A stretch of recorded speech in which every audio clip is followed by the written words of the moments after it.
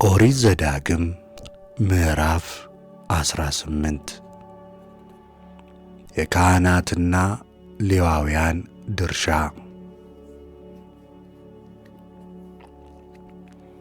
ለሌዋውያን ካህናት ለሌዊም ነገድ ሁሉ ከእስራኤል ጋር ድርሻና ርስት አይኑራቸው።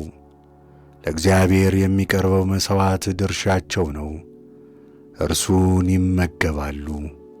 በወንድሞቻቸውም መካከል ርስት አይኖራቸውም፣ እርሱ እንደ ተናገራቸው ርስታቸው እግዚአብሔር ነውና።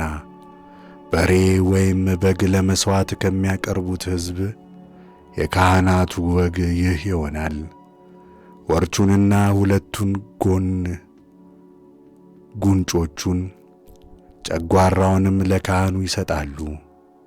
የእህልህን የወይንህን የዘይትህንም ቀዳሚያት አስቀድሞም የተሸለተውን የበግህን ጠጉር ለእርሱ ትሰጣለህ። እርሱ ከልጆቹ ጋር በአምላክህ በእግዚአብሔር ፊት ቆሞ ለዘላለም ያገለግል ዘንድ በስሙም ይባርክ ዘንድ አምላክህ እግዚአብሔር ከነገዶች ሁሉ መርጧልና።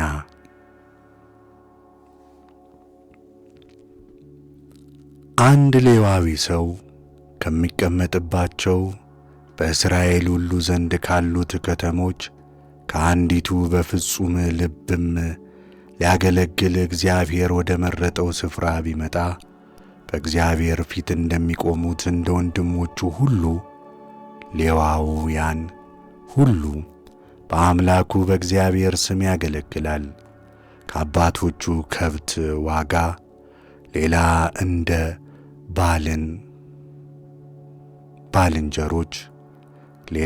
ባልንጀሮች ከመብል ድርሻውንም ይወስዳል።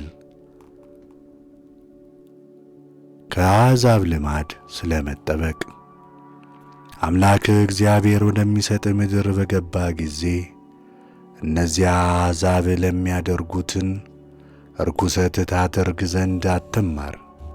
ወንድ ልጁን ወይም ሴት ልጁን በእሳት የሚሰዋ ሟርተኛም፣ ሞራ ገላጭም፣ አስማተኛም፣ መተተኛም፣ በድግምት የሚጠነቁልም፣ መናፍስትንም የሚጠራ ጠንቋይም፣ ሙታን ሳቢም፣ በወፍም የሚያሟርት በአንተ ዘንድ አይገኝ።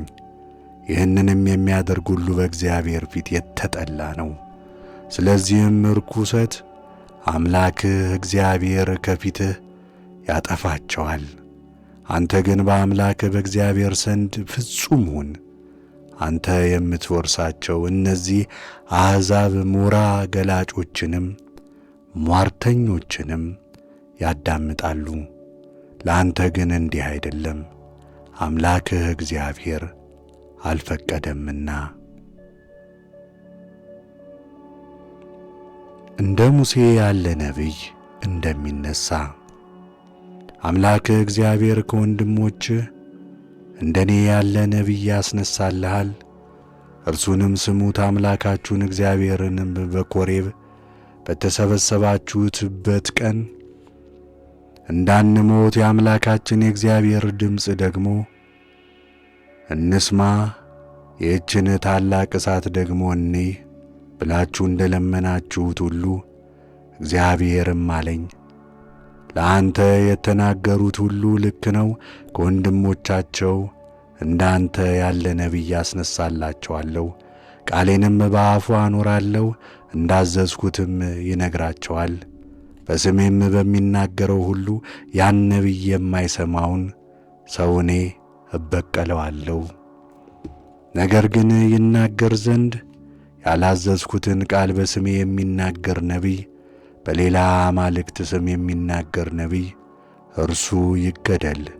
በልብህም እግዚአብሔር ያልተናገረውን ቃል እንዴት አውቃለሁ ብትል፣ ያ ነቢይ በእግዚአብሔር ስም ከተናገረው ሁሉ ቃሉ ባይደርስ እንደ ተናገረውም ባይሆን እግዚአብሔርን ያንን ቃል አልተናገረውምና ነቢዩ በሐሰት ተናግሮታልና አትስማው።